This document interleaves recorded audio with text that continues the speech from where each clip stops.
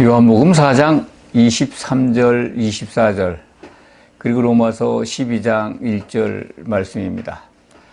코로나 시대 홀로 예배 과연 받으실까? 라는 제목으로 말씀을 증거하겠습니다. 코로나 사태가 상당히 오랜 기간 동안 지속되어 왔습니다. 이제 실외에서는 마스크를 벗어도 된다라고 하는 방역 지침에 따라서 많이 자유로워지고 모임도 전보다는 훨씬 나아졌지만은 코로나 사태가 만든 기독교 안의 새로운 풍속, 문화, 흐름 이런 것들을 보면 많은 교회에서 출석 예배드리는 성도들이 줄어들었다. 또한 유튜브를 통해서 영상을 통해서 복음을 전하는 분들의 증언을 보면 구독자의 증가수도 굉장히 완화된 걸로 그렇게 통계적으로 나오고 있습니다. 예배에 대해서 상당히 코로나 이전 그런 상황하고는 확연히 비교가 되는 출석 예배하는 성도들이 줄고 영상으로 또 말씀을 시청하는 그러한 성도들도 매우 급격히 줄고 있다 하는 것이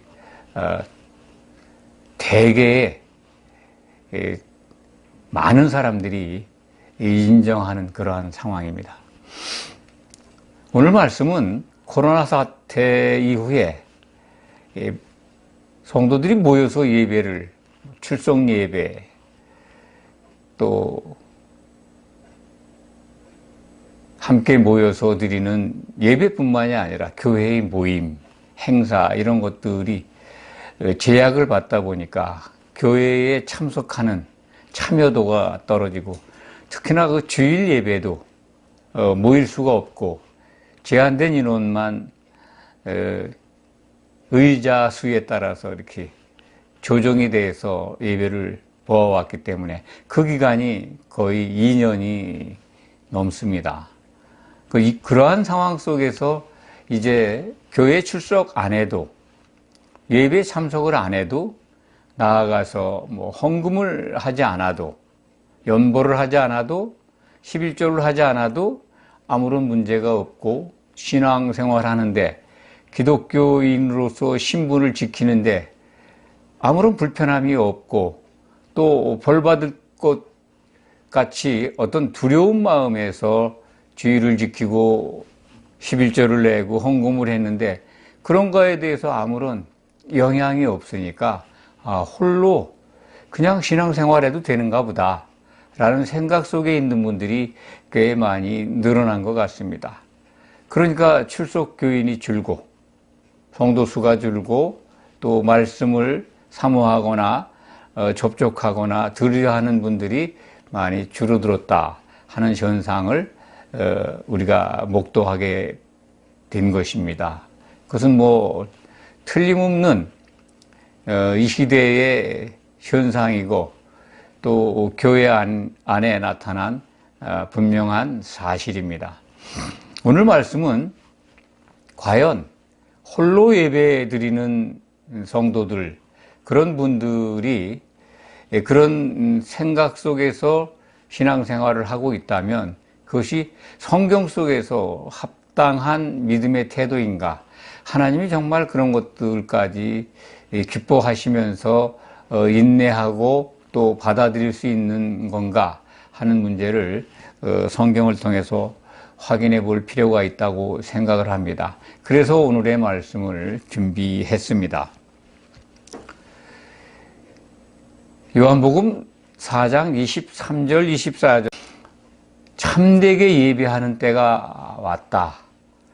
이 산에서도 말고 저 산에서도 말고 이제부터 영과 진리로 예배를 드리라. 이러한 예배를 하나님이 찾으신다라고 하는 말씀을 오늘 본문에서 읽을 수가 있습니다. 그렇게 참된 예배가 곧 영과 진리로 드리는 예배다 라는 말씀을 우리는 오늘 말씀을 통해서 확인할 수가 있습니다. 로마서 12장 1절에는 한 산 제물로 드리라. 하나님이 기뻐 받으시는 합당한 예배다, 영적 예배다, 이런 말씀으로 우리는 해석할 수 있습니다. 그런데 그 예배라는 단어가 요한복음 4장 23절, 24절에 기록된 참된 예배에 사용된 단어와 다른 단어입니다. 로마서 12장에 기록된 예배는 섬김이라는 서비스죠. 봉사, 섬기는 것을 지칭하는 단어고, 요한복음 4장에는 워십이라고 그러죠. 그 경배, 찬양, 예배입니다. 그렇기 때문에 로마서 12장 1절을 우리가 먼저 살펴볼 필요가 있다고 봅니다. 합당한 섬김, 영적 섬김이 뭔가? 그것은 너희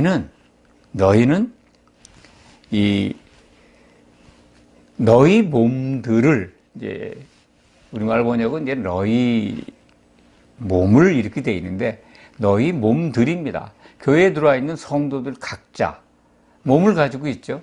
지체들이죠. 교회의 지체들이 하나가 되어서 한 몸을 이루어서 거룩한 하나의 산 제물로, 살아있는 성도들의 그 모든 지체가 한 생각, 한 혼이 되어서 하나님을 섬겨라. 그런 것이 하나님이 기뻐 받으시는 섬김이다. 우리말 번역을 적용하면 예배다, 이렇게 이해할 수 있습니다. 그러니까 성도들이 모여서 한 몸을 드리는 것, 한 제물이 되는 것, 그래서 그것을 가지고 영과 진리로 아버지를 향해서 예배하는 것, 이것이 참된 예배다라는 것을 알 수가 있습니다. 한 몸을 이루기 위해서 우리가 어떻게 해야 될까요? 많은 성도들이 예수님의 생각으로 같아지기 위해서는 어떻게 해야 될까요? 그것은 마태복음 18장 20절을 기억할 필요가 있습니다. 예수님은 공생의 기간 동안에 제자들에게 이 두세 사람이 내 이름으로 모인 곳에는 나도 그들 가운데 있느니라. 이 약속의 말씀이죠. 두셋, 교회 지체들입니다. 형제들이 두세 명이 모여서 어떻게 모이느냐 하면 예수님의 이름으로 모인다는 겁니다. 내 이름으로 예수님이 말씀하셨으니까 예수님의 이름으로 두세 사람이 모인 곳에 예수님이 함께 하신다는 약속의 말씀입니다. 예수님이 함께 하신다는 것, 예수님이 셋째 하늘로 올라가셔서 하나님으로 복귀하셨는데, 그럼 두세 사람의 성도들이 모인 곳마다 실질적으로 예수님이 내려오실까요? 그런 말씀이 아니죠. 예수님이 하나님으로 복귀하시면, 내가 가면 아버지께 구하여 너희에게 필요한 보혜사 성령을 보내시리라 라고 약속하셨습니다. 그렇기 때문에 예수님이 하나님 자리로 복귀하신 다음에 오순절에 보내주신 성령 강림, 그것이 예수님의 이름으로 오신 성령입니다. 그래서 예수님의 이름으로 모인 곳에 예수님이 함께 하신다는 약속이 이루어진 겁니다. 그런데 숫자가 겨우 두세 사람입니다. 두세 사람이 예수님의 이름으로 모인 곳에 성령이 임하시고 성령의 충만함이 유지되는 아주 절대적인 조건이다. 이렇게 우리는 그 말씀을 통해서 또 생각할 수 있습니다. 그렇기 때문에 하나님이 기뻐하시는 산 제물, 여러 성도들이 모여서 예수님의 생각으로 모여서 하나를 이루면 성령 충만한 상태로 참된 예배를 할 수 있다. 그것이 바로 영과 진리로 드리는 예배다. 이렇게 우리는 말씀 여러 곳을 연결해서 이렇게 참 간단하면서도 단순하면서도 정확하게 참된 예배의 정의를 내릴 수 있다고 봅니다. 하나님께서 기뻐 받으시는 참된 예배. 요한복음 4장 23절, 24절에는 그 하나님이 영이시니까 예배하는 자들이 영과 진리로 예배해라. 라고 하는 말씀을 우리가 오늘 본문에서 읽었습니다. 영과 진리. 이 부분이 좀 어렵게 느껴질 수도 있습니다. 영이라고 하는 거는 하나님이 영이시니까 우리가 영이 거듭난, 영이 살아난 성도들은 영으로 예배할 수 있습니다. 우리의 영이 살아났다. 그럼 영이 거듭난 거죠. 영이 거듭난 자들이 교회로 부름받은 겁니다. 교회로 부름을 받았고 그 교회로 부름받은 두세 사람이 모여서 예수님의 이름으로 모인다면 예수님의 이름으로 오신 성령이 임하심으로써 우리는 한 몸을, 한 혼을, 한 생각으로 같아져서 하나님께 예배할 수 있습니다. 이게 바로 영과 진리의 예배입니다. 진리라고 하는 건 예수님을 생각하시면 됩니다. 예수 그리스도, 진리이신 예수 그리스도, 그리스도의 이름으로 예배를 드린다 그러면은 성령 안에서 영으로 하나님께 참된 예배를 드릴 수 있게 되는 겁니다. 그래서 우선은 이 영과 진리, 참된 예배를 드리려면 첫 번째가 뭡니까? 영이 거듭난 성도들이 적어도 두세 사람이 모여야 합니다. 모인 곳에 예수님의 이름으로 오신 성령이 함께 하심으로 성령의 인도함을 통해서 하나님께 한 몸으로 한 산 제물로 바쳐지는, 그래서 참된 예배를 드릴 수 있게 된다라는 것을 꼭 기억하시기 바랍니다. 그렇다면 한 몸을 우리가 어떻게 이룰까 하는 부분을 다시 한번 새겨보도록 하겠습니다. 신약 성경은 성령은 성도들 사이에 오셔서, 성도들 가운데 오셔서 하나 되게 하시는 분인 것을 우리에게 가르쳐 줍니다. 에베소서 4장 3절의 말씀입니다. 평안에 매는 줄로 성령이 하나 되게 하심을 지키라 라는 신약 성경의 말씀이 있습니다.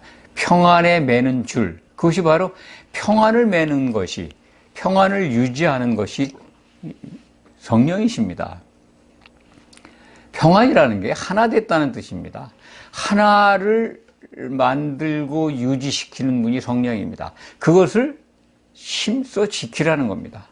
성령이 임하지 않으면, 성령이 충만하지 않으면, 그러니까 성도들이 아무리 모여 있어도 하나의 산 제물이 될 수가 없습니다.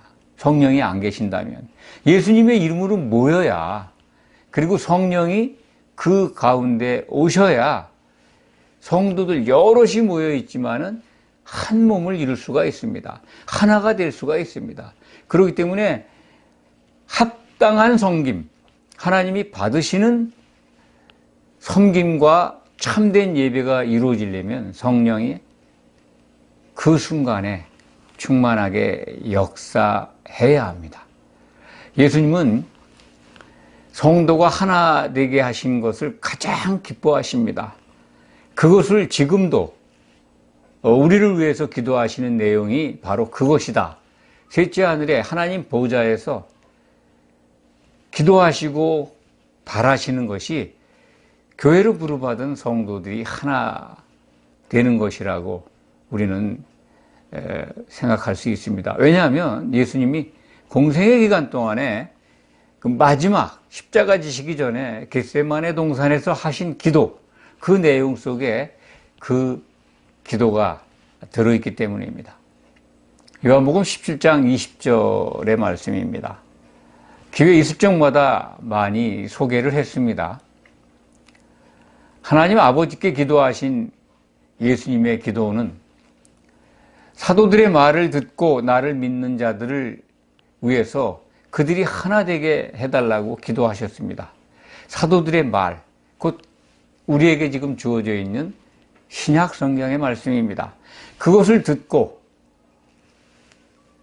예수 그리스도를 향해서 믿음을 향해서 나올 그들도 하나 되게 해달라고, 우리와 같이 하나 되게 해달라고. 그러니까 성부, 성자, 성령이 하나이신 것과 같이 성도들도 사도들 터 위에 세워져서 하나 되기를 기도하신 예수님. 아마 지금도 우리를 위해서 기도하신다면 그것이 1번이라고 생각을 합니다. 우리가 하나 되기를 기다리고 계세요.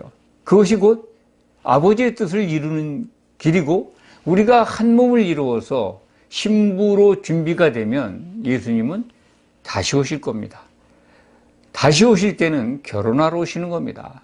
우리가 한 신부로 준비되어야 합니다. 각자 많은 지체들이 성령의 하나 되심을 통해서 예수님의 기도대로 한 몸을 이루어서 혼인 준비를 마치면 예수님이 다시 오십니다. 그 날을 우리는 손꼽아 기다리고 학수 고대해야 합니다.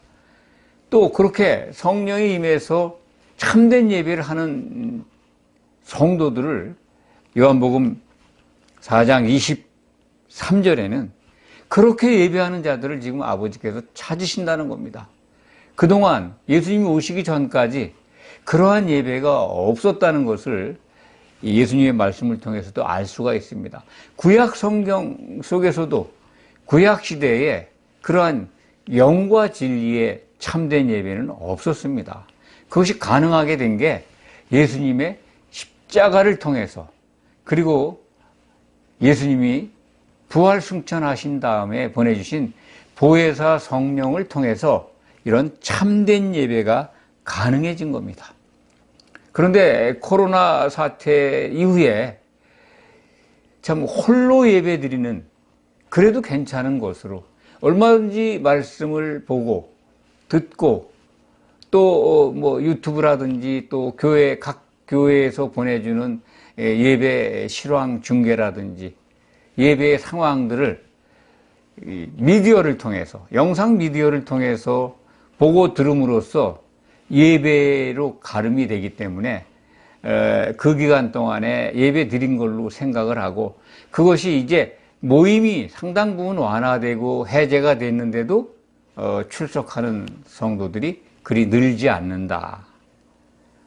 왜냐하면 이런 방법으로도 예배할 수가 있구나, 나 홀로 예배 드릴 수가 있구나 라고 하는 것, 그런 잘못된 생각이 코로나 사태 이후에 많은 성도들에게 각인이 되고 그런 인식이 자리 잡고 있는 것 아닌가, 그런 생각이 들어서 오늘 말씀을 증거합니다. 과연 하나님께서 그런 예배를, 나 홀로 예배를 받으실까요? 지금까지 살펴본 바로는 두세 사람이 반드시 예수님의 이름으로 모이라고 돼 있지 않습니까? 그래야 한 몸으로 산 제물로 하나님께 드리는 합당한 섬김이 되고 영과 진리의 예배를 통해서 하나님이 찾으시는 예배를 드릴 수 있는데, 나 홀로 예배를 드려도 하나님이 기뻐 받으신다? 그것은 넌센스입니다. 성경적이지 않습니다. 이런 배경에는 각자가 신부고 각자가 교회라는 사상이 저변에 깔려 있습니다. 성경을 잘못 해석한 분들의 이 설교를 통해서 각자가 성령 한 분씩 모시고 있는 성전이다. 성전이 내 안에, 성령이 내 안에 계시니까 내가 성전이고, 성전은 곧 교회니까 내가 교회다. 그러니까 홀로 교회죠. 단독 교회, 개인이 교회고, 개인이 예수님의 다시 오실 신랑의 각자 신부로 오해하게 된 겁니다.